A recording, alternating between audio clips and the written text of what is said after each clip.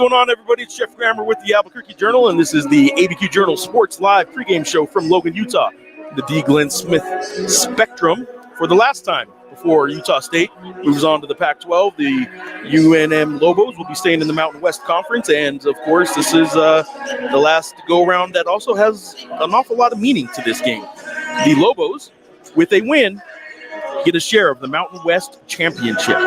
Utah State's already clinched at least a share of the Mountain West Championship. With the win, they are the outright Mountain West champions, of which they have been outright champions one other time, 2 years ago. Coincidentally, when on the last game of the regular season, just like today, they beat the UNM Lobos on a senior night game in Logan. And in that game, Jalen House had a couple crucial free throws there right in front of the herd. And they certainly gave it to Jalen. As you can imagine, the herd loved Jalen House. So there you go. A lot on the line, obviously, today. Not just a senior night for Utah State, not just a possible one seed on the line, not just a Mountain West championship on the line, but these are two teams that need to get some momentum going into March, right? Into the Mountain West tournament next week. The top four teams in this conference right now are playing a lot worse over the last 2 weeks than the next four seeds in the Mountain West Conference. And while the top four get buys into the quarterfinals, it's a good thing because the way they're playing right now, those next four probably would knock them off in the first round. And one of these two teams today would really appreciate a win for all the reasons I stated before, but also just for a little bit of momentum going into the tournament. While Utah State, to me, is a lock and going to be in the Mountain West or in the NCAA tournament anyway, they've seen a potential high-end, maybe 6 or 7 seed kind of shift in recent years, or in recent weeks rather, to more of a Utah State's warming up on this side over here, but to more of a potential 8, 9, maybe even as low as a 10 seed. Get a win today, obviously that'd be really good. For the Lobos, they are still the last team in, and a lot of teams or a lot of bracketologists kind of prognostications and mock brackets right now and projections. They're the last team in, but a loss today certainly isn't going to hurt any computer ratings. You lose in Logan to a really good computer metric-wise Utah State team. It's not going to hurt you, but it's a lost opportunity. And that's what a lot of the losses lately for the Lobos have been, has been lost opportunities to sort of make their case. Not that they're losing their case or losing out on making a case, but they're losing out on the opportunity to get quad one wins, of which they have 2 right now. They're looking for a 3rd today. It would be a big win for them to maybe solidify getting on the right side of the bubble. If they aren't on the right side of the bubble, however, the Mountain West tournament still sits in front of them, and they would need some momentum to probably win 3 games in 3 days, because they do have a bye into the quarterfinal round. But just to get those 3 wins, they would probably need a little bit of help, and getting some momentum going right now would certainly help that. So we are in Logan, Utah. The post-game celebration for Utah State will happen regardless. Win or lose, they will be doing senior night after the game. They will be celebrating their Mountain West championship after the game. Is that going to be an outright championship, or is it going to be a shared championship? We will find out during the game. And there you go.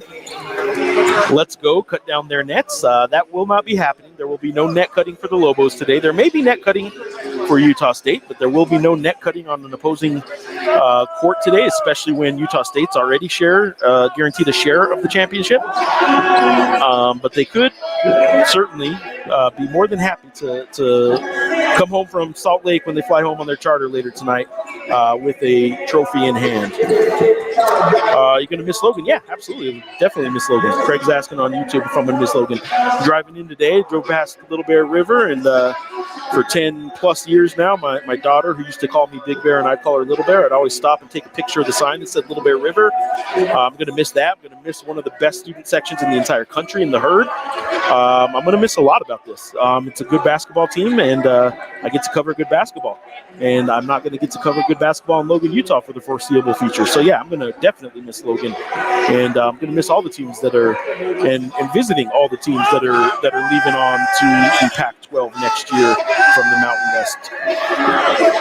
Did Colorado State go up to a quad 2 after that win? I don't believe they did yet, but let me double check. A win today against Boise State would probably push them over onto the right side of that conversation.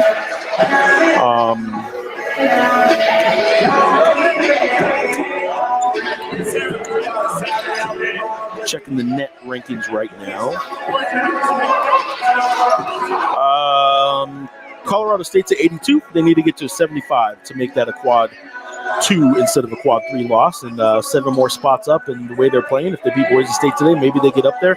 But yeah, they are not there yet. And there you go. Barbara Rodriguez is in on X. Do you see the Lobos being fatigued? Their performance against CSU made me think they were tired from the San Diego State game. They could be. Like I said, the top 4 teams in this league, the top 3 especially, are all playing bad. Utah State has lost 3 out of their last 4.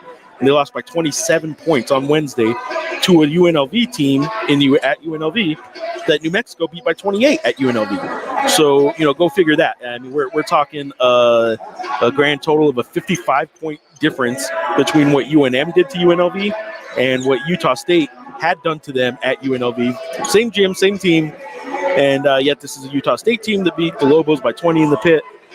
Utah State's been playing pretty poorly as of late. So is UNM. So is San Diego State, who did pull off a win last night against UNLV in a 1-possession game at home in VA House Arena. But the top 3 teams have been kind of stumbling to the finish line here, while Colorado State, Boise State, even Wyoming have all been playing tremendously well. And it will be interesting to see which one of these 2 teams today looks like a top seed. Looks like a team playing for a championship, because neither one have looked it in recent games. Even against San Diego State, the Lobos had some issues.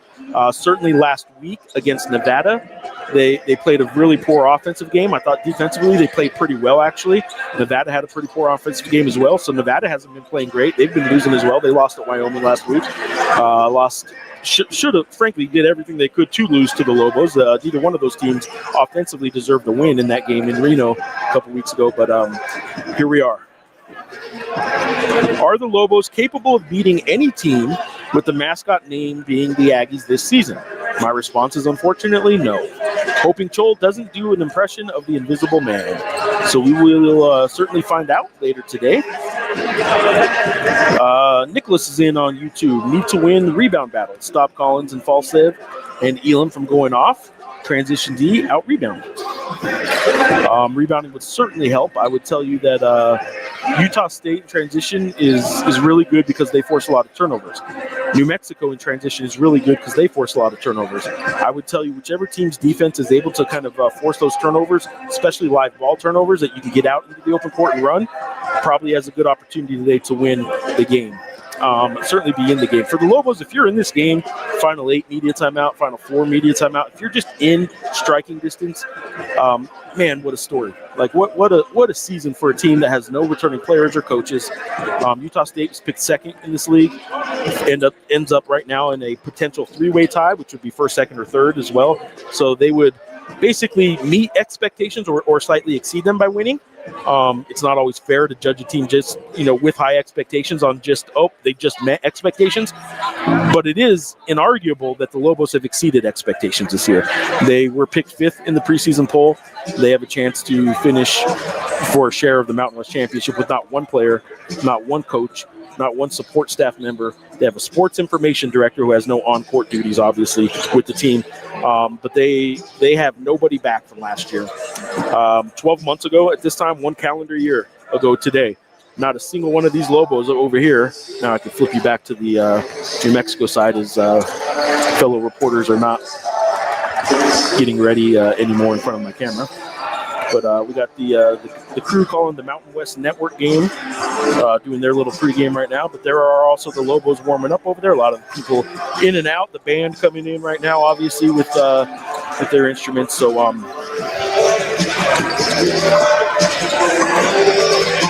there we go. Grammar Vision. Sean Ryder's loving it. All right, guys. So Adam is in on X. If the Lobos win today, do they do a joint regular season trophy presentation after the game for both teams? No. Trophy presentations don't exist by the league except for at the Mountain West tournament. Presentations that they do when a team does it is only on their home court. They don't do a regular season kind of presentation like that, especially on a senior night. The Lobos might have a copy of the trophy or a duplicate of the trophy, but there is a chance that both of these teams will require a trophy after the game, right? and there's no plan to do anything on court with the Lobos after the game. The senior night ceremonies are post-game for Utah State. That is happening, win or lose. So there you go.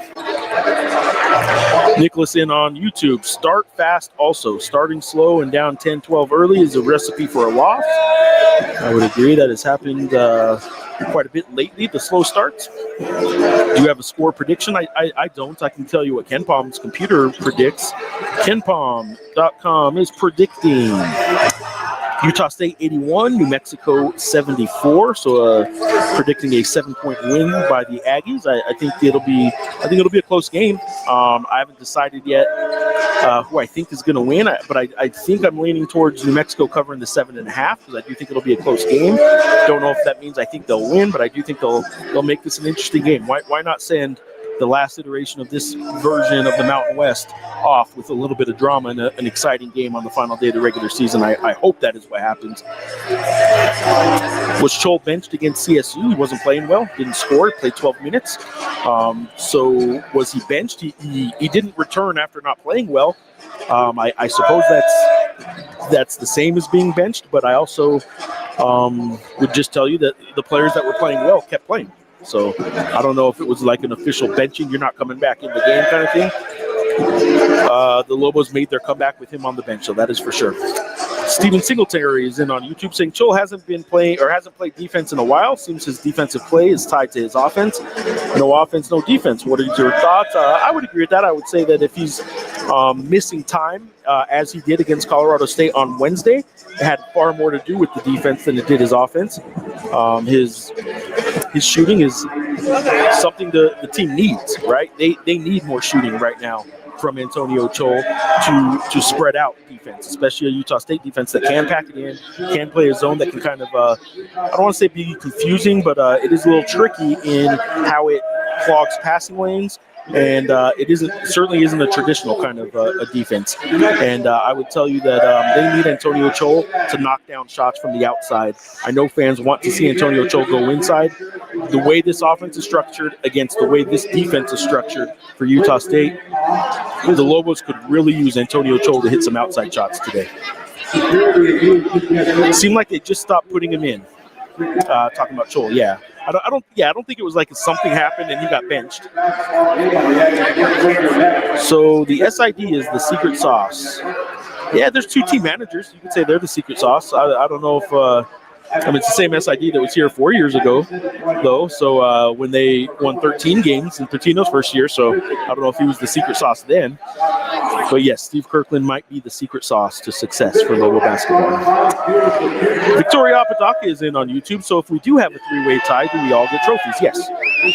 So just so everyone knows, like, regular season, and this isn't just for the Mountain West, this is for every conference in the entire country. Regular season standings determine champions. They determine who the regular season champion is, and that is what the league actually considers their champion. And if three teams finish with the same record, there's no tiebreakers to differentiate who won the regular season standings. It is merely all it is shared championship. Now, tiebreakers come into play to determine who gets what seed, because you have to have different seeds for the tournament. You can't have three teams play one game, obviously. You have to have one be the 1 seed, one be the 2 seed, one be the 3 seed. So in that regard, tiebreakers come into play only to seed the tournament. That is the only thing tiebreakers do. They do not actually differentiate who wins championships or what place you finish. If two teams, for instance, finish with 12-8 records today, which is going to happen because 2 11-8 teams play, there's a good chance that there's going to be 2 12-8 teams. Nevada, I imagine, will win against Air Force and will finish 12-8, and then one of either CSU or Boise State will finish 12-8. Those two teams will finish tied. One won't be 5th place and one 6th place. It will actually be a tie for 5th place. Or you could say a tie for 5th and 6th place. Usually people just say a tie for the top spot. The pit press is in. I'm glad Utah State had a courtside seat for you today. Yeah, so am I.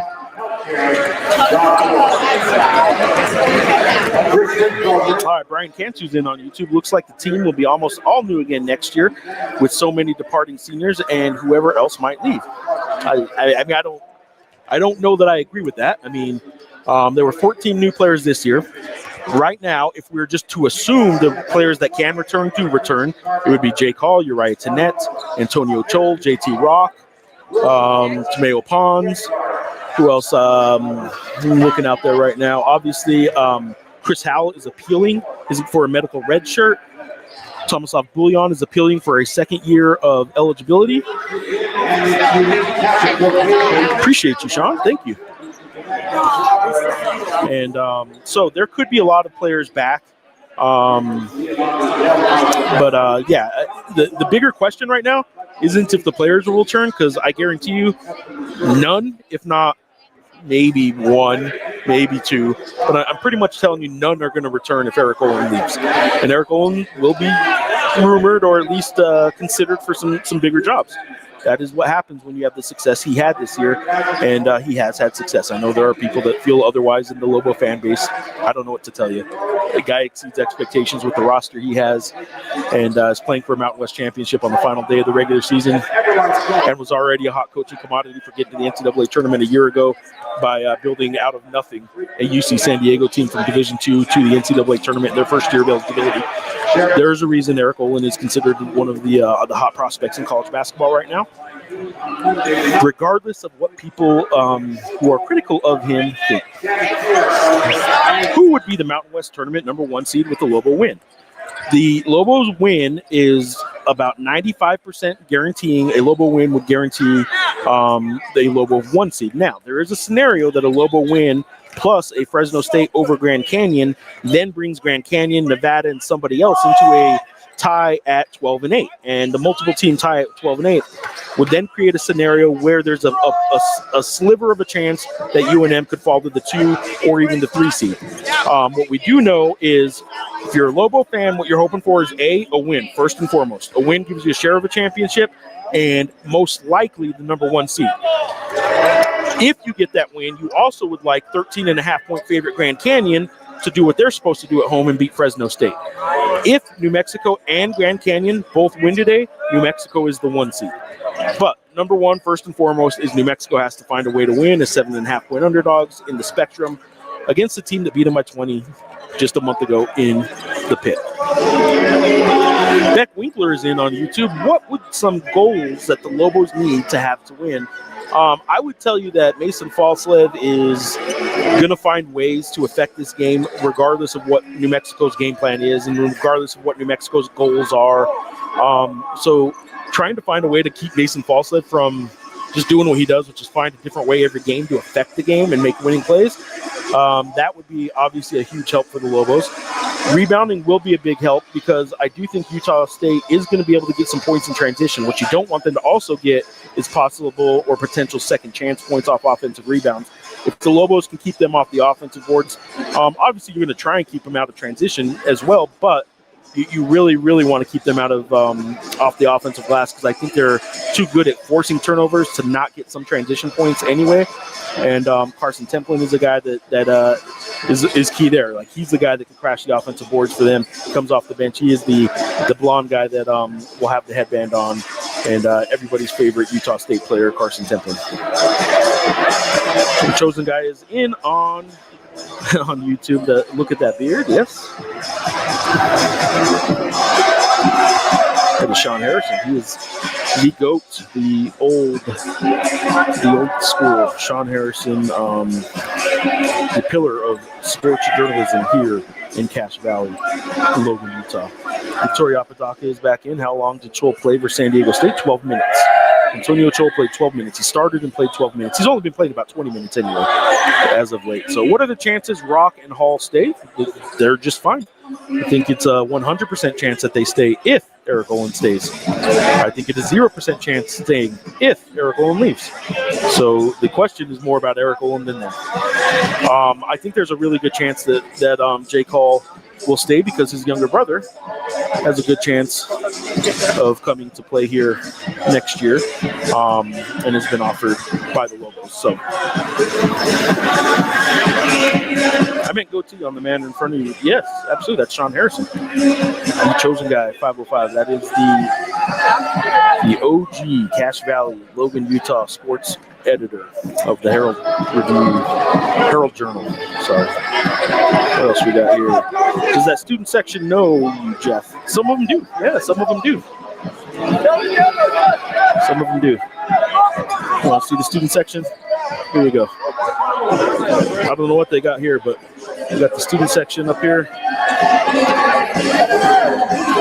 A bunch of them here. They're certainly filing in already. So there you go.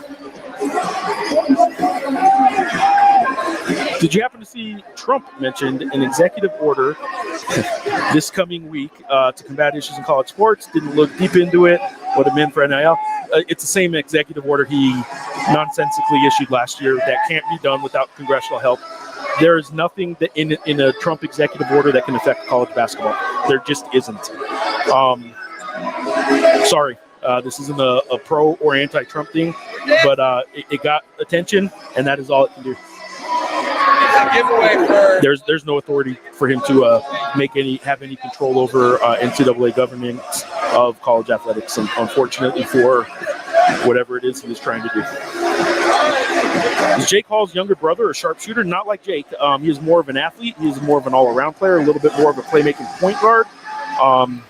But yes, he's also a very good shooter, but not quite like Jake is. Jake is more of a scorer, more of a, for Utah State comparisons, he's more of an MJ Collins is Jake Hall. I would say Dax Hall is a little more of a point guard type, maybe a little more of a Mason Falslip, and doing a little bit of everything else. Probably a better defender, a little more athletic, but not the shooter that Jake is. Is spring break for them? I don't know. I haven't asked them. Is the student section behind you? They're behind me. They're also over there. Yeah, this 10,000 seat spectrum, 3,000 to 4,000 seats every game go to the students, and it will be full today. David Thompson is in on YouTube. I have a gut feeling the Lobos are going to win today. Who's going to be guarding MJ Collins, and hopefully the student section treats all very, very nicely. I imagine they're going to give him hell. That's certainly what Dayton's expecting, and it's going to be great to watch too. It's going to be fun. So yeah, I mean, obviously they certainly have a chance, and there you go. That is Utah State. Yeah, so anyway. All right, guys. Well, I am going to start wrapping up here. Quick pregame today. We got the Mountain West tournament obviously next week. I'll be having a bunch of these shows sometime next week. Obviously, we don't know the schedule yet. We don't know when anything will be happening. I cannot do courtside pregame shows from the Mountain West tournament. CBS Sports owns all broadcast rights once games are being played and once warm-ups are happening. So any shows I can do can be back in the media room.